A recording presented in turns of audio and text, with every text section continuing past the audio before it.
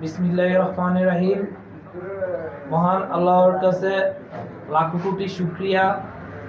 আমাদের প্রাণের স্পন্দন, আগামীর রাষ্ট্রনায়ক এবং মা মাটি এবং এই জনপদ নিরাপদ রাখার লক্ষ্যে আমাদের দলের প্রধান চেয়ারপারসন জনাব তারেক রহমান দীর্ঘ 22 বছর পর চিরাং মহাসমাবেশে পদার্পণ করতেছে, যা আমাদের এই অঞ্চলের আপামর জনসাধারণের আম জনতার দাবি দাওয়া এবং সব কিছু নিয়ে উনি আমাদের চট্টগ্রামে 25শে জানুয়ারি পলো গ্রাউন্ড ময়দানে ঐতিহাসিক সমাবেশ করবে, যার ফলশ্রুতিতে আমরা তৃণমূল নেতাকর্মী এবং চট্টগ্রামের আপামর জনসাধারণ উৎফুল্ল এবং আনন্দিত।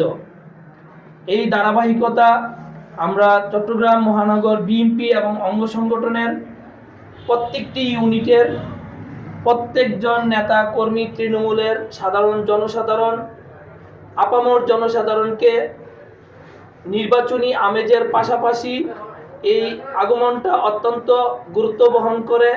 কেন নয়, তারেক রহমান এমন একটি সময়ে আসতেছে চট্টগ্রামে, তার পরবর্তী মাসই 12 ফেব্রুয়ারি জাতীয় ত্রয়োদশ সংসদ নির্বাচন।